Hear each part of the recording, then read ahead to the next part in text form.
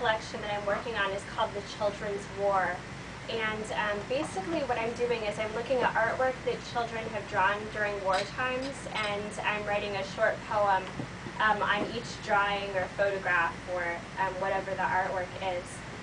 So this is the opening poem from the collection, and it's just called The Children's War. Sometimes the airplanes resemble planes. Sometimes they congeal in the distance like ticks stuck to the page. Always the upside-down people are dead. Always there is a mother screaming. This is from an 8-year-old Darfurian girl's drawing. The tank, bigger than the hut, fires, and all of the colors explode from the hut. Why is this man green? Because he is from the tank. Why is this woman red?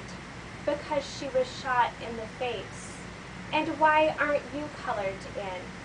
Because it is like I wasn't even there. This is after a photo of a Chechen girl on a train. I am 4, almost 5, and I am beautiful. I have my red hat, my red coat. I ride on my mother's lap. People smile at me. I make them happy. When my mother looks at them, they look away. My mother has brown eyes. I have blue. I have only seen my father in pictures. We have to practice, my mother says. Where are we going? To visit Grandma in the country. What will you do there? Help Grandma gather eggs and be brave, even if the hens peck me. Ride Doishka, the pony. I look out the window at the wildflowers speeding by. And you mustn't cry, says Mother, if we get there and there is no Grandma, no pony.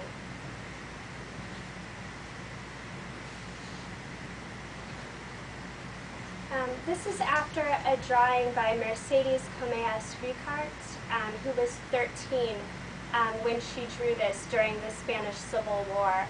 And at least so far, the Spanish Civil War is the first instance I can find of child psychologists giving children drawing implements during wartime. The plane drops a single black tear of a bomb that tears a hole in the mountains. The station bell is mute next to the air raid sirens, and we run, leaving our bags at the station. Papa reaches for me, Mama reaches for Pilar, and we run, never quite grasping hands, never quite touching. It is a ghost train, light gray and see-through because we never got on.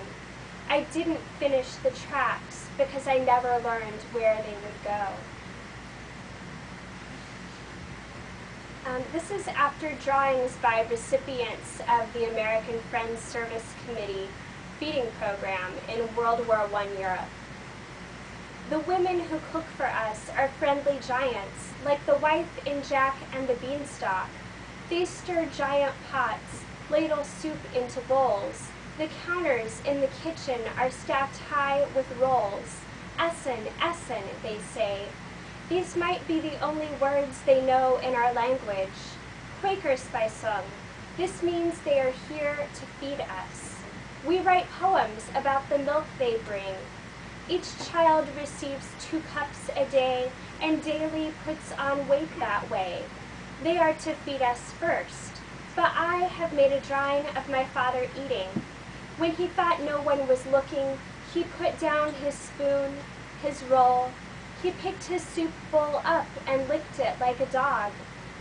Thick soup is so good after a war.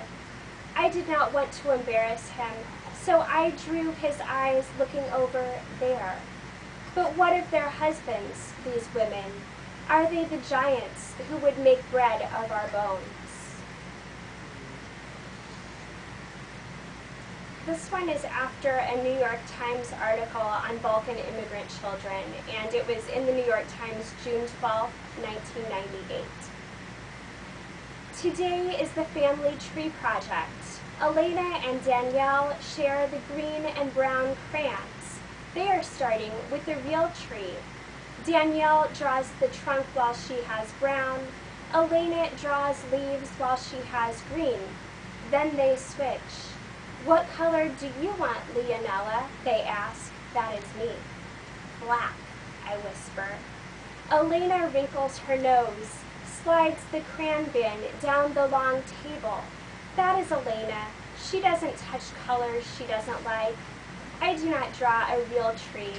I do a diagram, like in our book, rectangles and names.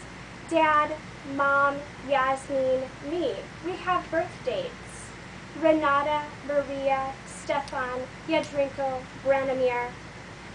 Dead, dead, dead, dead, dead. I watch the clock while the others color. It is black and white like my chart, like war. And I haven't written a lot more of the Children's War poems, which should worry me because I'm under contract to finish that book, right? These poems, I'm just going to read a few, are sort of rough drafts. They're actually from the National Poetry Month Challenge, where you're supposed to write a poem a day in April. And I'm the least disciplined person I know, so I think I made it to like April 9th, which beats every other year that I've tried it. But this first poem, we were supposed to write an origin poem. So my poem is just called Origins. I'm not great with titles. That's why I don't have children, because they would be named Kid. You know. Origins. My parents were lonely geniuses. Their letters to each other heartbreaking. I found them in a plastic